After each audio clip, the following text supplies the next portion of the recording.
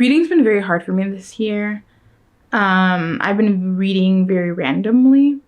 I will not be explaining why I have these on indoors. And so I thought I need to put my clothes away. I did laundry, and putting the clothes like actually away is one of the harder parts. And so I was like, okay, maybe if I'm talking about the books I've been reading, time will go by more quickly. Here's the issue. I don't have like a Bluetooth mic to talk into. As I move back and forth, like the audio is gonna sound like I'm moving back and forth. And as I turn my head, the audio is gonna sound like I turned my head. But hey, that's the truth. I'm in the middle of reading There's No, what is it called? I think it's called There's No Place for Us, Working and Homeless in America by Brian Gladstone, I think. If it's not by him, obviously I'll put a correction on the screen. I'm about halfway through, and it's a book that is like, I'm kind of like I'm listening to it on Libby. I'm kind of taking pauses while I'm reading because it's really depressing and it's hard to, I don't know, I'm just a very sensitive person / reader, and so just hearing about families going through that. Okay, so it follows, I believe, 6 families who are experiencing homelessness, but it is not literal homelessness. They are living in, most of them are in extended stay motels, which are really run down and poor conditions. They themselves can be very exploitative. And these are all people who are working. Like, not a single one of them doesn't have a job. And there's even a mom who has cancer, and she's been diagnosed with cancer. But we don't meet her. When we meet her, she hasn't had this diagnosis yet. And eventually she gets cancer. And even her, she's still working. I don't want to be a weenie. I don't want to start crying while I talk about this. It's written in an honest way, you know. It's reporting by this author who, you know, followed these families and who is shedding a light on these families in Atlanta specifically. And these are all Black families because I believe it's about 80%. I could be wrong, but I think it's like 8 out of 10 homeless people in Atlanta are Black. And so these are Black families. And it's just really awful. You start with them in homes and you realize how few things have to go wrong to end up in a position like theirs. It's a stark and uncomfortable and unflinching reminder that most of us, pretty much all of us, but a huge majority of us are one paycheck away from being unhoused, or at least being in a very precarious situation. And if you have people who love you and who you can fall back on, then you already have more than a lot of people do. This book's been very hard to listen to, but I'm also like, kind of like, don't want to stop listening to it. I want to keep going and see what happens. And I'm invested in these families, and I really hope that most of them, if not all of them, end up okay. As a reader, I'm learning a lot about like gentrification and urban planning and how, like, I guess I've never really thought about like, well, which cities are most likely to get gentrified and when. The author goes into that a little bit. And again, I'm only halfway through, but we're starting to also be introduced to people who are disruptors and who are working to make things better. And so we've been introduced to a social worker and sort of how she's helping a family. And we've been introduced to another woman who is just, I don't even know what to call her. She's really just a helper. And she's someone who feels like she was put on this earth to help. And so it makes me hopeful that perhaps the second half is filled with some hope, and that we meet people who, even though the system is bad, we can see mutual aid happening. You know, I think that's the point of this book, is that when we hear the word homeless, I think we think of someone living on the street and someone who's disconnected from the workforce. And that is some people. Like, yes, that's true. And it does not encompass all the people who are homeless, who are not living in the streets, but perhaps living in their cars, or maybe they are living in a tent, or maybe they are living in a bad motel, hotel with their families, who are working and who are engaging in work and getting income, and it's just not livable. These wages are not livable. I think for the author to bring that up and remind us of that as a reality, and not a rare reality, like a common reality. And I'll say that this book is one that I had on my TBR for last year, and I never read it. Yeah, I'm glad to be reading it now. I think I have like 2 or 3 days left on Libby with this book, and I think I probably have like 5 hours of listening left, and so I could definitely finish it in that amount of time, but I work, and it's not the kind of job where I can like listen to an audiobook while I'm working, so we will see if I'm able to finish it on time. I really hope so, because I don't want to have to get in line in the virtual queue for a couple weeks before I get to finish it. I also finished The Mood Machine. I'll go find it right now. And I'll probably switch angles. I think I'm done hanging any clothes that needs to be hung up. I think now I have like my workout clothes I need to fold and put away. So let's switch angles and I'll have my book.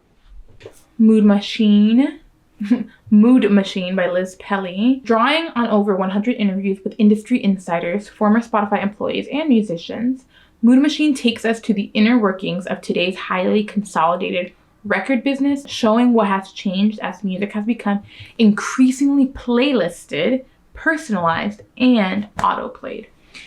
It made me think about music and and I'm not someone, it's kind of weird, but I don't really care. Like, I like music, obviously. Like, I like music as much as the next person, I guess, but I'm not like a music person. I'm not somebody who, like, there are music people who really like music.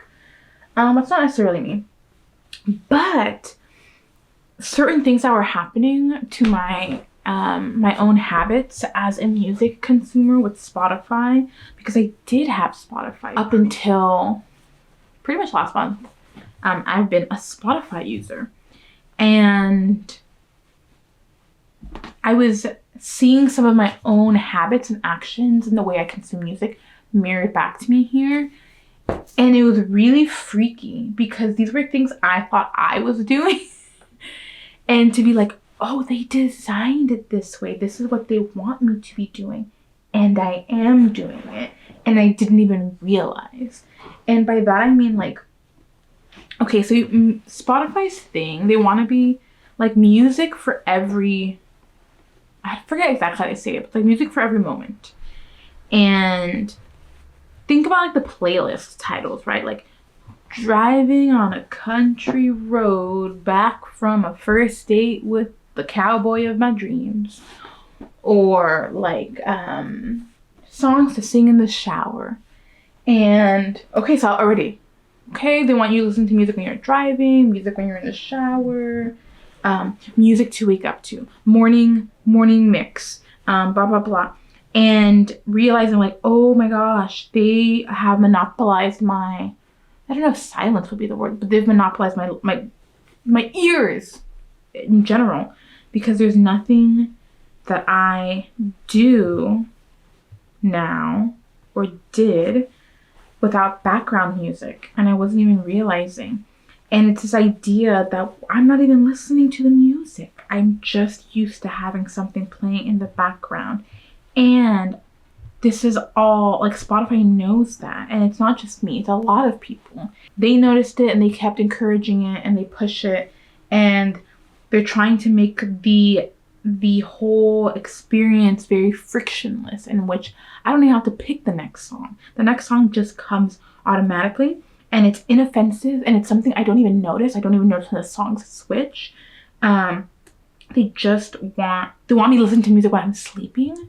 It doesn't matter. Like, they don't care about artistry. They don't care about music. They didn't start off despite what the CEO, the Swedish founder, would tell you, it was never about the music. That's not what they did. They were actually created. They started as a advertising company, and they're like, maybe we'll do video, maybe we'll do music. Like, music was just a vehicle for them to sell ads through. That was always the plan. And I'm just sort of shocked at how well it worked on me, and reading about how okay, first of all, look at this. Like, I was a good student. I highlighted so much. I was really trying to be an active reader, as if I was going to take a quiz on this, because I knew that this could have easily gone in one ear and out the other. So here's something interesting. You know how, like, streaming music is all about, like, artists obviously want very streamable music, and for a song to be streamable, it needs to be something that I would, in theory, want to play like 40 times in one day, because it's very earwormy or very whatever. And I've never thought about, until some people in the book were bringing up, like, there's a time and place for that, and like, it's weird that we're like punishing artists whose songs they don't want to listen to 80 times in a day. But some music, some of the best music, some of the most powerful music, is a song that I actually appreciate so much. It's not background listening to me. Like, I'm going to seek it out when the time is right, and maybe won't listen to it for a couple months. But like, that's the point of that song. Like, not every artist wants to make songs for the sake of streamability. And so here's a quote by, I don't know who. Some of the records that I would consider really life-changing, really profound, are records that, in terms of listening time, they wouldn't even show up in my top 100. Partially because they're really challenging records. They're records that open me up to certain things, but they require a lot of investment. I'm not going to sit down and eat dinner to it. I need to be in a space where I can really devote myself. There's a lot of music that listeners find important, but it's not what you want to listen to all day. And then I put in the margin, like, protest music, right? And political music, spiritual music, or I don't know, right? It's like, yeah, you're not going to shower to it. Like, it's more than that for you. And so there's a lot. I mean, there's a lot. She really lists Pelly. She kind of went down every path, I think, Spotify-wise. I learned a lot. And I'm happy to have done that. Oh, that's so not funny. I have an entire other bag of clean clothes. Oh, jeez. Yesteryear by Caro Burke, whose podcast, Diabolical Lies, I listened to and am a very big fan of. And so I 100% went into this with a bias, like really, really wanting it to be best book of the year.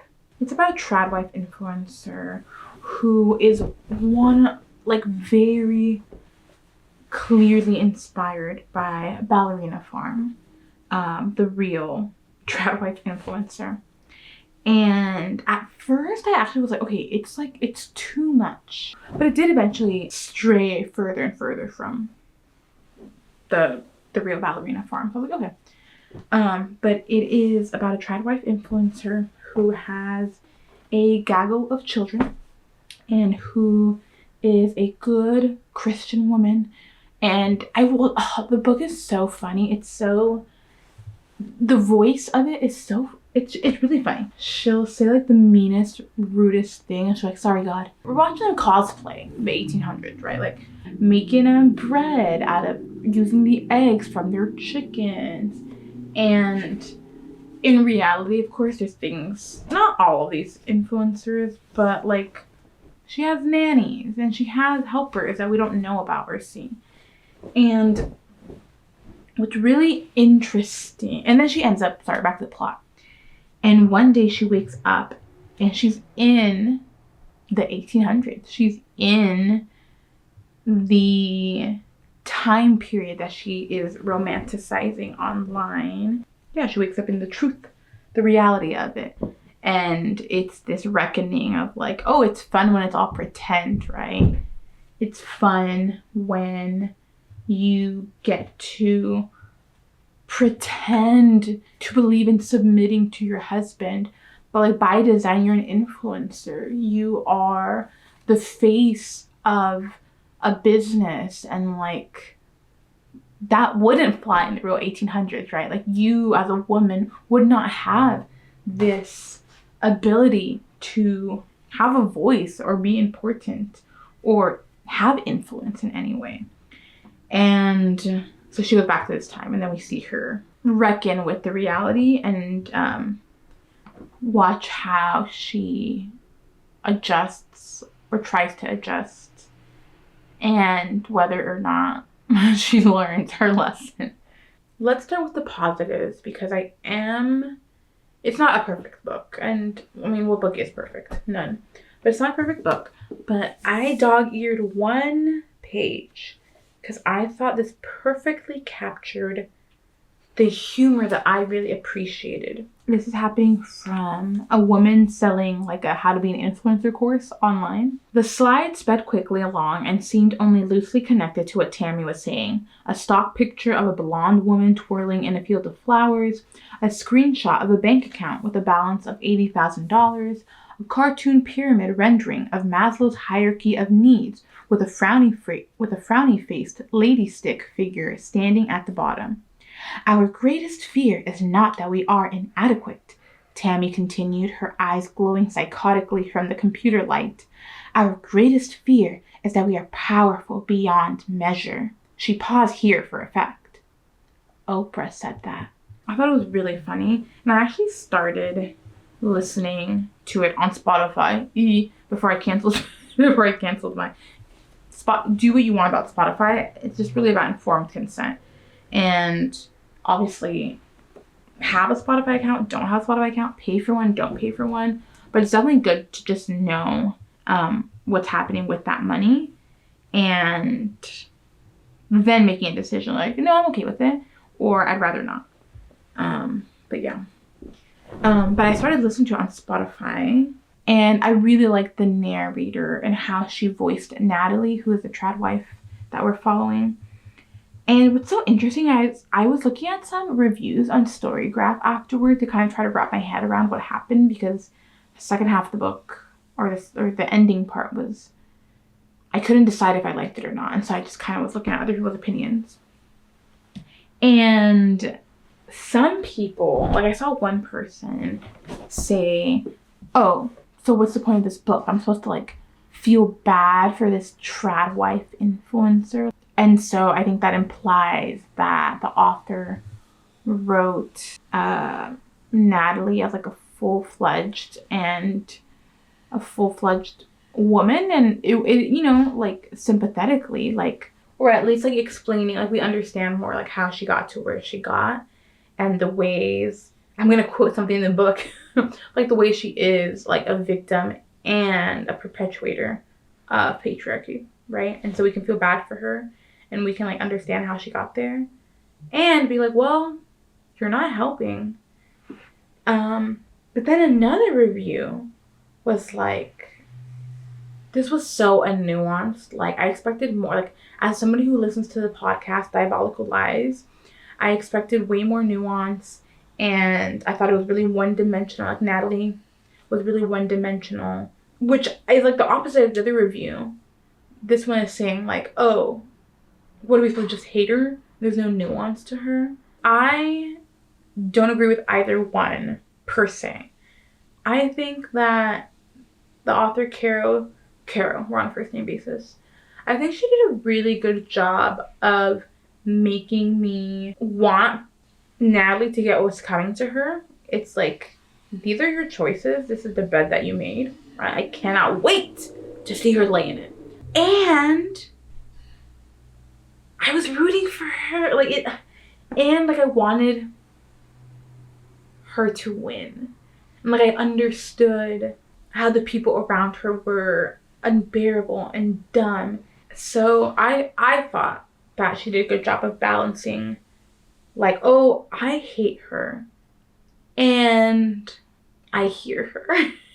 The ending was, obviously I'm not gonna like give away the ending, but the the way I remember thinking like, whoa, okay. Okay, first of all, before I even talk about the ending, this was a book where like, it was 8 o'clock. I was like, let me just keep reading a little bit before bed. And I'm like, I keep checking the clock. I'm reading more and I'm reading. And I'm like, F it. I'll just go to work tired tomorrow. I'm going to stay up and I'm going to finish this book. The further along you get, the faster things feel like they're happening. Almost like a snowball, right? It's like tumbling down. It's catching speed. And so this book felt like that. And I could be wrong, but like the chapters even felt like they were getting shorter and shorter at the end. Like it was just like picking up and picking up and picking up. And so it was very much like hard to put down, especially once you get to like a certain point in the book. And as I'm reading it, I'm thinking like, how's she gonna land this plane? Because this is really, really great. And I don't understand how she's going to connect the two timelines of like before she wakes up in the 1800s and she's just, you know, a trad wife influencer, and once she wakes up in the 1800s to her fake husband and fake kids and her fake life. And I was like, how are we going to marry these? Like, I was excited. I was like, okay, like, let's see what she can do, or let's see how she does it. I don't think I was satisfied with what ended up happening. I'm blaming it on Anne Hathaway because I have a parasocial relationship with Caro Claire Burke. And I like to believe that she could have come up with something different. And the reason I'm blaming Anne Hathaway is because in her acknowledgments, you know when a book's done, you want to stay in the world, so you keep reading and you read the acknowledgments. That was me. When this novel was nothing but a first draft, I was given the extremely bizarre and wholly undeserved privilege of workshopping it with some of the greatest living artists and thinkers in the world. My conversations with Anne Hathaway in particular were instrumental in bringing Natalie to life. Thank you to Somewhere Pictures, Entertainment 360, Amazon Film Team. Because Anne Hathaway, I don't know if she has like a company or whatever, but I'm sure she bought the film rights have been bought by Anne Hathaway. And then I'm like, oh, when it was a first draft, Anne Hathaway ruined the ending. Anne Hathaway was like, what about this? And Caro said, absolutely. You're paying me how much for the film rights? Absolutely. I know that's not what happened, but that's my version of what happened. And so Caro Claire Burke wrote a great book. Anne Hathaway had to put her little meddling fingers in it. I absolutely recommend. I want to read it again now, knowing where it goes. I want to like eventually, like, with that new knowledge, start from the beginning. You know what this reminds me of? My experience with Lane Fargo's The Favorites. Obsessed with that book. Kind of hated the ending. Like, I was pretty unhappy with where it ended up, but I was so tickled and delighted with the beginning and enough of the middle that I'm okay with being dissatisfied with the ending, because I was so satisfied with the rest of it. And I actually feel the same way about this, because I recommend The Favorites all the time, even though I don't like the ending. And I feel the same way where I'm like, oh, I would recommend this to everyone. Like, I think it's so good. And personally, as a reader, I wanted more from the ending. I guess I'll start folding my clothes again. Are there any other books I've read or I'm reading? Oh my gosh, I forgot about this. I also read Audition by Kitamura. Forgot that I found that load of clothes that I need to hang. So let me hang and talk at the same time. Okay, Audition by Kitamura. I don't even know what to say about it, dude. That book, I listened to it on Libby. I listened to it while I was running. That's been like a thing I never imagined myself to enjoy, which is like running to an audiobook. Like, you would think like music to help keep you. No, an audiobook is perfect. Like, an audiobook takes me out of my body and into my head, into a world, into an experience. Anyway, so I listened to it, and then I was like, okay, I don't really know what's going on here. And then I kept listening to it, and I still don't know what's going on, and I finished it. What is happening? What is happening? What is happening? I have some theories on what is happening. Oh God, it's one of those I don't even know how to explain it. Okay, I guess you could say it's about a woman in her 40s, mid to late 40s, and she's a stage actress. No, I think she's also like in films too. So she's just an actress. When we meet her in the story, she is acting in a production, a stage production, and they're like maybe a week or two away from opening, and she's not happy with where her performance is. She feels like she hasn't unlocked her character's intention or motivation for a very particular scene. She's approached by a young man, and they go out to eat, and their relationship is the anchor of this story. Who they are to each other and the roles they play in each other's lives is unclear. Oh God, there's nothing else to say. It's good. Is it good? Let me make sure I mean that before I say that. Recording myself and editing myself and things like that forced me to confront the way I talk and the way I speak and the way I sort of like stutter through one-sided conversation. And I realized that one of my fillers is it's good. It was good. It's good. And it's not even necessarily that I mean it. It's my version of right? It's filler language. So let me really think about that before I say it. Audition, just like Yesteryear, is being adapted to film. How do we feel about all these books being adapted to film? Like, I think overall, my instinct is to say overall it's a good thing.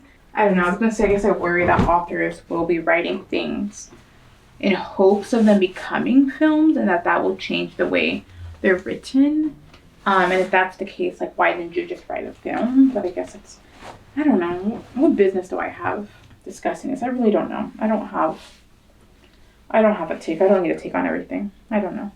It's just interesting that both those books are going to have film adaptations. And I'm more excited about Audition's film because I'm hoping that can help me answer some questions. Because I don't know what the heck that book is about. I think it's a good book. I think it was entertaining. I think it was confusing intentionally. And it had me thinking. And even after I left it did not leave me. I like when books do that. I like when they stick around and won't let me go. That being said, though, I kind of forgot that I read that. So maybe it did eventually let me go. And that's okay. It doesn't have to stick around forever. I wish I never found that second bag of laundry. But I think those are all the books I read. I think I recorded intros for all those books. Okay, in this video, I'll be reading nonfiction books. And in this video, I'll be reading, I don't know what. And so I technically have intros that I'm not even going to use now because it's video concepts I'm not going to do now. Where I was going to try to read within the theme of the video. And I know my nonfictions, it's the Spotify one was one of them. But the truth is I'm just not interested in reading a certain way right now. I just want to read what I want to read. And then if I end up having to talk about it in a video where I'm folding my laundry, that's more true to what I'm going through. All right, I'm going to continue folding and cleaning things. I should be done in the next 10 minutes. Thank you for listening. Thank you for watching. And yeah, goodbye.